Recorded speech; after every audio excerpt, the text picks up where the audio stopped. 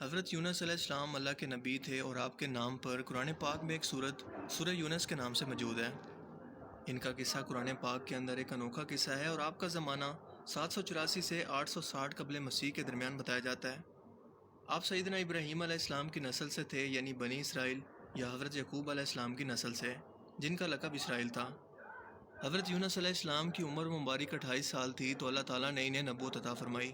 اللہ تعالیٰ نے انہیں شہر نینوا کے باشندوں کی ہدایت کے لیے رسول بنا کر بھیجا۔ آپ کا نام یونس ہے اور والد کا نام متا بن شتا ہے۔ بعض علماء کے مطابق متا ان کی والدہ کا نام ہے، جیسا کہ ابن کثیر نے فرمایا کہ متا ان کی والدہ کا نام ہے، جیسا کہ حضرت عیسیٰ علیہ السلام کی نسبت ان کی والدہ مریم کی طرف سے ہے، یعنی کہ عیسیٰ ابن مریم۔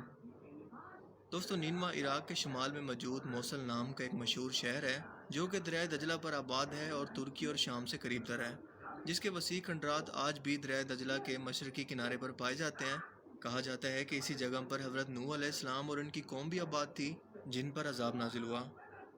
نینوا کے لوگ بت پرستی کرتے تھے اور کفر و شرک کے اندر مبتلا تھے۔ حضرت یونس علیہ السلام نے ان لوگوں کو بار بار ایمان لانے اور بت پرستی چھوڑنے کا حکم دیا۔ ان کی ہدایت کی کوشش کرتے رہے، مگر ان لوگوں نے اپنی سرکشی اور نافرمانی کی وجہ سے نہ صرف اللہ تعالیٰ کے رسول کو جھٹلایا بلکہ ایمان لانے سے بھی انکار کر دیا۔ انہوں نے حضرت یونس علیہ السلام پر ظلم و ستم کرنا شروع کر دیے، انہیں دھمکیاں دی اور ان کی دعوت کا مذاق اڑایا۔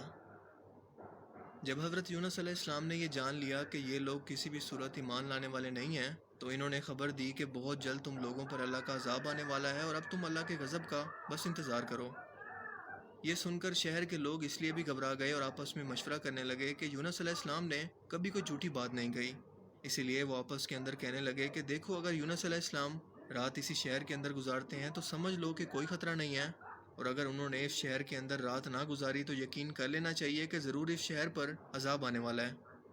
رات کو لوگوں نے دیکھا کہ یونس علیہ السلام شہر سے باہر تشریف لے گئے، اور واقعی صبح ہوتے ہی عذاب کے آثار نظر آنے لگے کہ چاروں طرف سے کالے بادل اچانک سے آسمان کو بھرنے لگے۔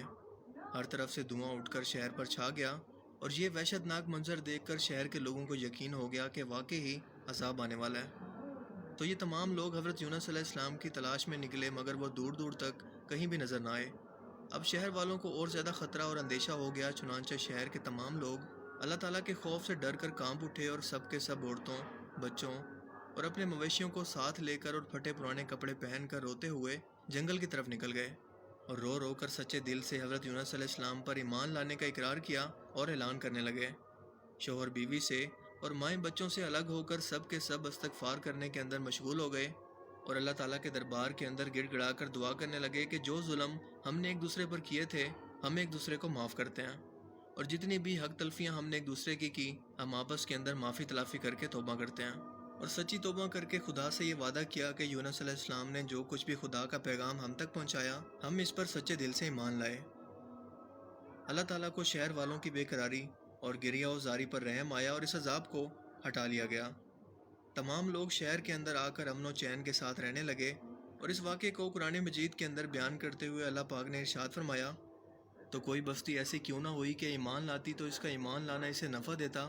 ہاں، یونس علیہ السلام کی قوم جب ایمان لائی تو ہم نے دنیا کی زندگی کے اندر ان سے ذلت کا عذاب دور کر دیا اور ایک مدت تک دنیاوی فوائد سے انہیں بہرہ مند رکھا۔ مطلب یہ کہ جب بھی کسی قوم پر عذاب آ جاتا ہے تو عذاب آ جانے کے بعد ان کا ایمان لانا کوئی فائدہ نہیں دیتا، لیکن حضرت یونس علیہ السلام کی قوم پر عذاب کے بادل آ جانے کے بعد بھی جب یہ لوگ ایمان لے آئے تو ان سے عذاب کو اٹھا لیا گیا، کیونکہ اللہ تعالیٰ انسان کو ماں سے بھی 70 گنا زیادہ پیار کرتا ہے۔ عذاب ٹل جانے کے بعد جب یونس علیہ السلام شہر کے قریب آئے تو آپ نے شہر کے اندر عذاب کا کوئی اثر نہیں دیکھا۔ لوگوں نے عرض کیا کہ آپ اپنی قوم میں تشریف لے جائیے، تو آپ نے فرمایا کہ میں کس طرح سے اپنی قوم کے اندر واپس جا سکتا ہوں؟ میں تو ان لوگوں کو عذاب کی خبر دے کر شہر سے نکل گیا تھا، مگر عذاب نہیں آیا، تو اب تو یقیناً وہ لوگ مجھے جھوٹا سمجھ کر قتل کر دیں گے۔ یہ فرما کر آپ غصے سے شہر سے واپس چلے گئے اور دریا کے کنارے ایک کشتی میں سوار ہو گئے۔ پورا دن یہ کشتی سمندر کے اندر سکون سے چلتی رہی، لیکن اچانک ہی اونچی اونچی لہریں اٹھنے لگیں۔ لوگوں نے اپنا ساز و سامان سمندر کے اندر پھینک دیا کہ کشتی کا بوجھ کچھ کم ہو سکے، لیکن کشتی کا بوجھ پھر بھی کم نہ ہوا، اور یہ کشتی جب کھلے سمندر کے درمیان میں پہنچی تو کھڑی ہو گئی۔ یہاں پر سخت طوفان آیا، یہاں تک کہ سب کو اپنی موت کا اور کشتی کے ڈوب جانے کا یقین ہو گیا۔ اس وقت کے لوگوں کا عقیدہ تھا کہ وہی کشتی سمندر کے اندر کھڑی ہو جاتی ہے جس کشتی کے اندر کوئی بھاگا ہوا غلام سوار ہو۔ حضرت یونس علیہ السلام نے کشتی والوں سے فرمایا کہ میں وہ غلام ہوں جو اپنے آقا سے بھاگا ہوا ہوں، مجھے کشتی سے باہر پھینک دو۔ لیکن کشتی والے ان کی پاک بازی سے اس قدر متاثر تھے کہ انہوں نے ایسا کرنے سے انکار کر دیا اور آپس کے اندر یہ طے کیا کہ قرآن اندازی کی جائے۔ چنانچہ کشتی والوں نے 3 دفعہ قرآن اندازی کی اور تینوں مرتبہ پورا حضرت یونس علیہ السلام کے نام کا نکلا، لہٰذا مجبور ہو کر آپ کو سمندر کے اندر پھینک دیا گیا اور یہ لوگ کشتی لے کر روانہ ہو گئے۔ فوراً ہی ایک مچھلی نے آپ کو نگل لیا۔ یہ آزمائش آپ پر اللہ تعالیٰ نے اس لیے نازل کی کیونکہ آپ کا اپنی قوم سے ناراض ہو کر چلے جانا آپ کی اپنی مرضی سے تھا، یعنی کہ اللہ تعالیٰ نے اس بات کا حکم نہیں دیا تھا کہ اپنی قوم کو چھوڑ کر جاؤ، لیکن آپ عذاب کی اطلاع دینے کے بعد اللہ تعالیٰ کی اجازت یا وحی کا انتظار کیے بغیر اپنا علاقہ چھوڑ کر چلے گئے۔ آپ مچھلی کے پیٹ کے اندر جہاں بالکل اندھیرا تھا آپ قید ہو چکے تھے اور باہر نکلنے کی کوئی بھی امید نظر نہیں آتی تھی۔ جب آپ پوری طرح سے مچھلی کے پیٹ کے اندر چلے گئے تو آپ کو خیال ہوا کہ کہیں میں مر تو نہیں چکا، لیکن جب آپ نے اپنے ہاتھوں پیروں کو حرکت دی تو پتہ چلا کہ آپ زندہ ہیں۔ آپ نے وہیں کھڑے ہو کر نماز شروع کر دی اور اللہ تعالیٰ سے عرض کی کہ اے پروردگار، میں نے تیرے لیے اس جگہ مسجد بنائی جہاں کوئی اور نہ پہنچا ہوگا، اور اسی حالت کے اندر آپ نے آیت کریمہ یعنی کہ لا الہ الا انت سبحانک انی کنت من الظالمین کا وظیفہ پڑھنا شروع کر دیا، جس کی برکت سے اللہ تعالیٰ نے آپ کو اس اندھیری کوٹلی سے نجات دی اور مچھلی نے کنارے پر آ کر آپ کو اگل دیا۔ آپ اس وقت بہت ہی کمزور ہو چکے تھے، جیسے پرندوں کے بچے ہوتے ہیں یا بچہ جس وقت پیدا ہوتا ہے، یعنی کہ صرف سانسیں چل رہی ہوتی ہیں لیکن ہلنے جلنے کی بھی طاقت نہیں ہوتی۔ اللہ تعالیٰ کی شان کے اس جگہ کدو کی ایک بیل اگ گئی اور آپ اس کے سائے کے اندر آرام کرتے رہے۔ اس کے علاوہ اللہ نے ان کے لیے ایک جنگلی بکری بھی بھیج دی جو کہ زمین کی گھاس اور جڑی بوٹیاں کھاتی تھی۔ وہ صبح و شام آپ کو دودھ پلاتی۔ پھر جب آپ کے اندر کچھ طاقت آ گئی تو آپ اپنی قوم کے اندر دوبارہ تشریف لائے اور اب کی بار لوگ انتہائی محبت اور احترام کے ساتھ آپ سے پیش آئے اور آپ پر ایمان لائے۔ حضرت یونس علیہ السلام درخت کے سائے کے اندر جھوپڑی بنا کر رہنے لگے تھے۔ چند دنوں کے بعد ایسا ہوا کہ یہ بیل سوکھنے لگی تو یونس علیہ السلام کو بہت دکھ ہوا۔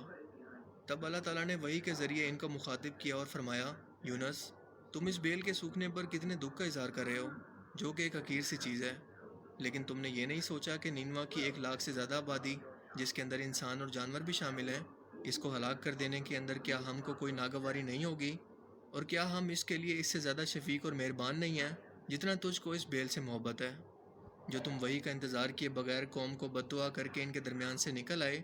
ایک نبی کی شان کے نزدیک یہ نامناسب تھا کہ وہ ایک قوم کے حق کے اندر عذاب کی بد دعا کرے اور ان سے نفرت کر کے الگ ہو جائے۔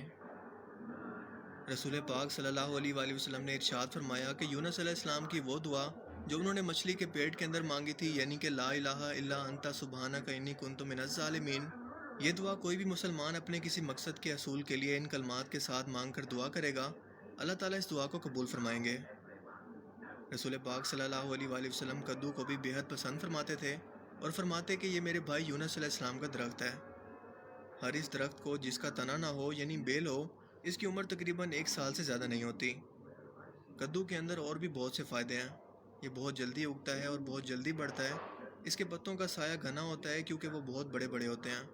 اس کے پاس مکھیاں نہیں آتی۔ یہ کھانے کا بھی کام دے جاتا ہے اور چھلکے اور گودے سمیت لوگ اسے کھاتے بھی ہیں۔ آج کے موجودہ سائنسی دور کے اندر بنا ثبوت کے اگر کوئی شخص یہ بات کرے کہ آج سے ہزاروں سال پہلے کوئی شخص 40 دن تک ایک مچھلی کے پیٹ کے اندر رہا اور بعد میں زندہ بچ گیا، تو یقیناً کوئی بھی آپ کی بات کا یقین نہیں کرے گا، بلکہ لوگ آپ کو دیوانہ یا پاگل کہنے لگیں گے۔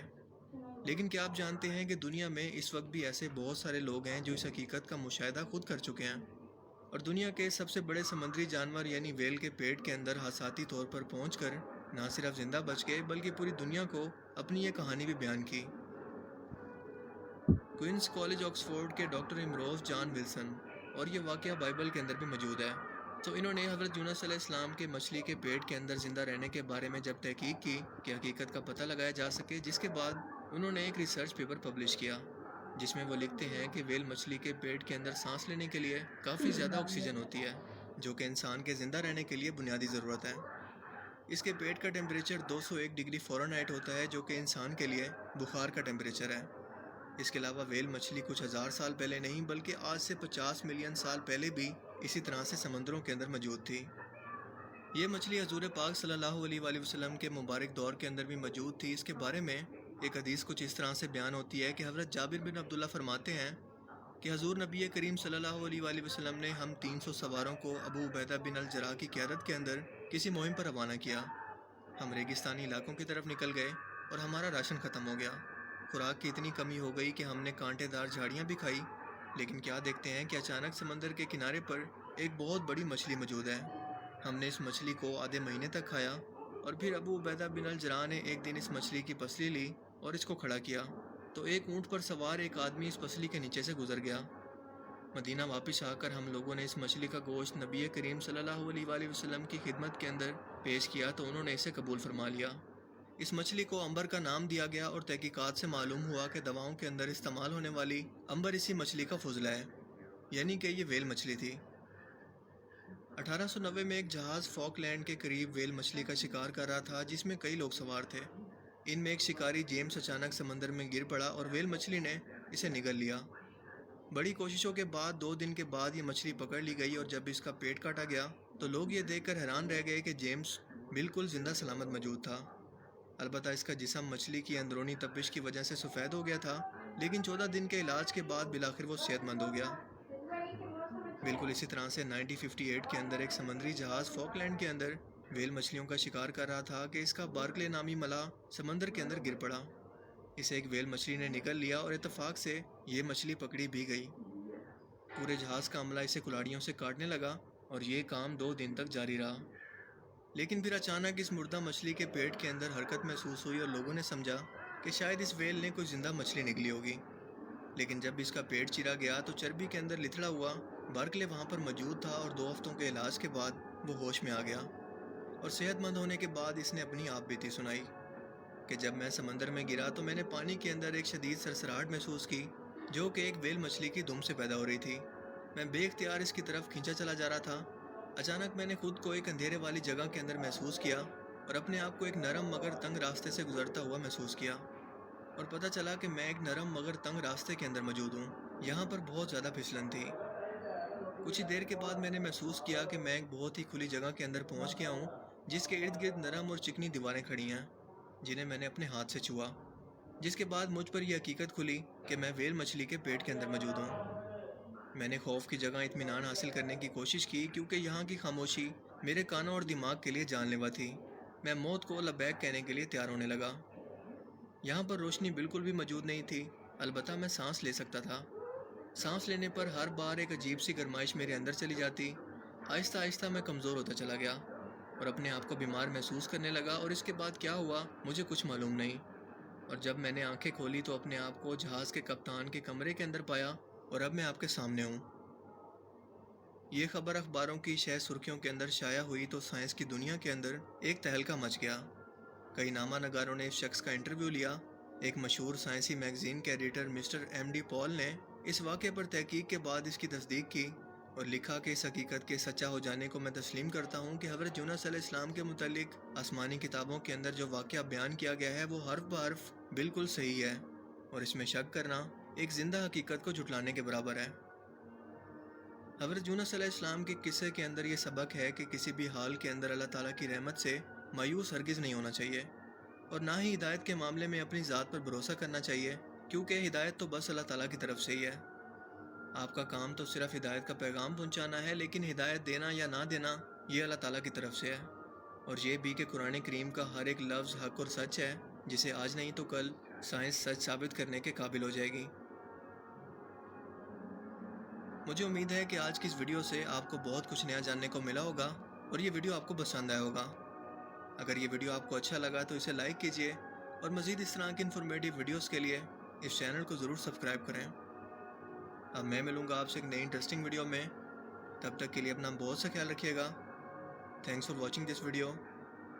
اللہ حافظ۔